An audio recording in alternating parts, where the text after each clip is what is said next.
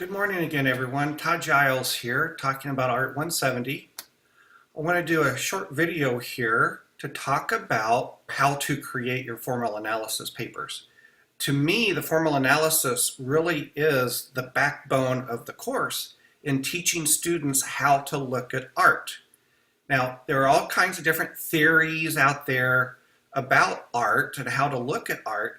But I think for new students, people who are brand new looking at art, to understand it a little bit better, we need to look at how the artist put the piece together.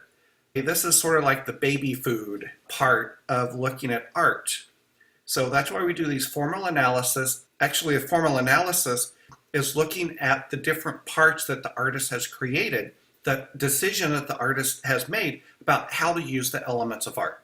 Every piece of artwork ever created can be described with these elements of art: line, color, texture, shape, or form.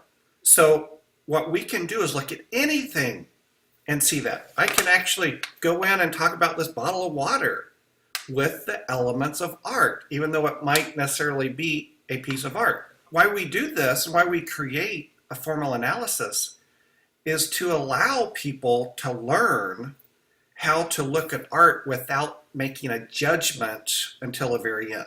We don't want you to just look at a piece of artwork and think, oh, it's pretty, isn't it great? I love it.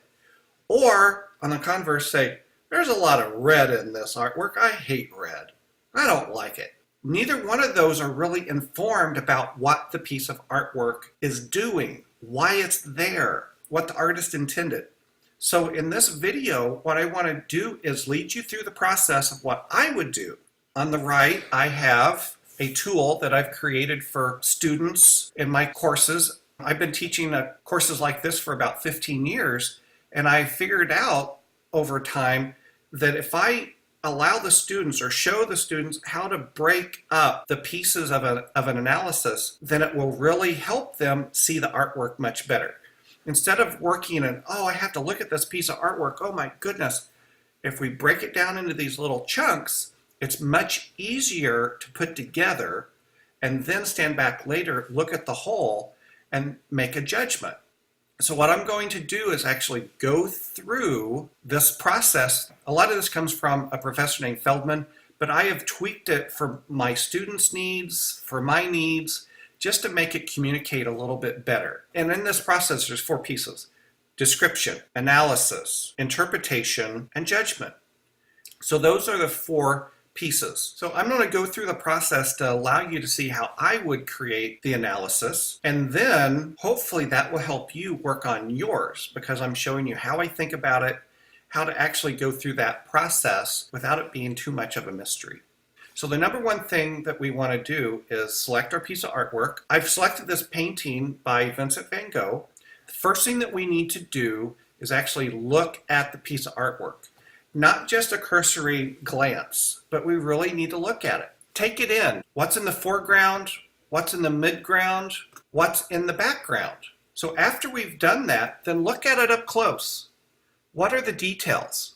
What is the artist really trying to get us to see up close? And then step away from it. If you can get down the hall, that works. If you can get 15 feet away from it, really to see the whole piece of artwork together and working together instead of little tiny pieces. After we've done that, what we need to do is work on the description. First of all, you would give the visual facts. Who's the artist? What's the title? The date, the media, the dimensions, where it's located. That means what museum is it in or what city. Most important here is that you're not making any judgments until the very, very end. So everything that you do in the description, the analysis, and the interpretation, you're not hating it, you're not loving it. It's cold, hard facts. So give a quick description. I like to think of it that my reader has never seen this piece of artwork before, and I'm giving them an image in their own minds about what I'm seeing. I'm interpreting this to them. It can be a paragraph, it can be a couple paragraphs. The sample paper that I sent you, that student wrote about 1 3/4 pages describing this piece of artwork. It is good to be concise because I don't want you to be rambling, look at every little minute thing, but just the overall look. As I look at this painting, overall I see that it's an olive grove in front of a range of mountains and underneath a bright golden sky. That's the quick overview. Now, if I'm going to do a little bit different technique, I would say in the foreground is a grove of olive trees, multiple trees receding back into the distance, getting smaller. In the middle ground is the tops of the trees and a mountain range that's made up of purples and grays. And then in the background is the sky, which is this bright lemon yellow predominant color.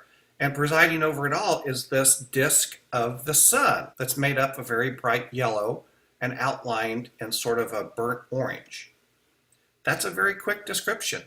You could go in a little bit more talking about what's where, that it goes into a V shape as it recedes. But you don't really need to do that. Just tell us the overview of what this is like. Then we get into the visual part, the analysis section, looking at the visual elements. All of the lines on the entire painting are short, stubby lines, the width of one stroke of the brush. But they're put together in such a way that they start becoming an overall look. The ground is made up of those very short, small strokes. The outlines of the trees are actually a little bit longer strokes. The leaves are made up of those small lines, but they do have a little bit of a curve to them to give a volume to the trees. The sky is also made up of those short little lines. Very quickly, using descriptions of lines, I can give the reader a little bit of information about how it's put together. Now, about color, the foreground or the actual ground underneath the grove is a predominant brownish color with highlights of dark orange and black for shadows. And even within the shimmering in the shadows, there are light grays. The tree trunks themselves are made up of a medium brown and a dark brown with some red in it. And they are outlined in a very dark blue or maybe a black. The mountains are made up of gray with a little hint of purple in the shadows. And then in the highlight areas, it's a very light, almost white with a little purple to it. And the sky itself is made up of a background of sort of a lightish color. And then on top of that is applied the small strokes of bright, bright lemon. And then the sun is outlined in sort of an orange and then sort of a whitish highlight in the middle of the disc. Notice I'm going back to the description. What I've already built up in the reader's mind, I'm attaching line to it, I'm attaching color, and so forth.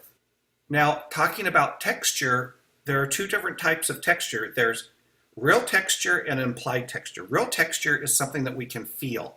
Now, this being a painting in a museum, you're not supposed to touch it. However, many of these dark areas that we see on this painting are actually where the painting is sticking out because Van Gogh applied the paint so thickly. So we could say that, yes, this painting has real texture to it because of the thickness of the paint. Now, many times you might not be able to see that. If you know that, if you can see it, then go ahead and describe it. It's also implied texture because the ground here under the trees looks rough. The tree trunks look smooth, but how some of the color is applied that I could probably see that it's rough. And then we get to form or shape. It's two-dimensional, so we're going to talk about shape. That it's made up of 3 rectangles for the foreground, the middle ground, and the background of the sky. Okay, so we've talked about the visual elements, line, color, shape, form, texture. On my little form here, I have principles of design, and we really don't need to get into that because it's not called for in this course, but do know that some of these different ways of looking at artwork are there and they can be interesting, of scale, contrast, repetition, rhythm, pattern. But the visual elements, those are really the elements of art, are the meat of it. Now we move on to interpretation. About 2 or 3 different steps here. What do you think the message is? Okay, this is your opinion, and this is the great thing about art. You get to give your opinion. You're not looking at what the book says. You're not looking at what research on the internet says. You're not looking at what the Wikipedia says. It's what you think of it. This is your time to look at something and give your opinion. What is it that you enjoy? It could be anything. Does it remind you of something? Does this grove of trees remind you of a woods that you and your grandfather used to walk in? Or does it remind you of a trip that you took for your honeymoon to Italy? And this looks just like that grove that you walked through at a winery and it was so special. What do you think of? And then also try to interpret, what is the artist's purpose? Why did Van Gogh create this? Might have to think about this a little bit. For me, it was created to represent the world and to interpret the world through his eyes. That's what artists do. We interpret the world in a more emotional way, in a better way, more understandable way. And then we can interpret it also in a way of, is this work significant? Well, I think it is. I mean, for Todd Giles, it's an important piece because it really shows the interpretation of Van Gogh about his world. But here's, he's showing us the warmth of sky, the rustle of leaves, maybe the buzzing of bumblebees. But next we get into judgment. Will this stand the test of time? And I think it will, because it is a Van Gogh. Beyond that, it has value. It's beautiful. And that interpretation, that it really is showing something that Van Gogh experienced. And then here at the very end, it's our final personal judgment about the piece. What do I think about it? What do I think about it? I really like this piece. It really is nostalgic in a way for some places I've been in Italy. I can feel the warmth of that sun, that bright yellow, really just, it touches me, touches my soul. Is it important? Well, it doesn't really show someone dying. It doesn't show someone making sacrifice. There's no moral judgment or morality play going on here, but it's an interpretation of the world. And I think that is important. Do I enjoy this? Yes, I do. Would I put this up in my living room? You bet I would. Do I enjoy it? I love this painting. I really do. So that's going through the process of looking at a piece of artwork and creating a formal analysis. Hopefully what I've done in this video helps you understand how to create a formal analysis, but also how to love the artwork, how to assess the artwork on whether you love it or maybe you hate it. So I hope this has helped, and I will go ahead and get out of here. Let me know if you want me to send you this formal analysis help, this tool, and I really look forward to seeing your next formal analysis. Any comments, please let me know. I'll talk to you later. Bye.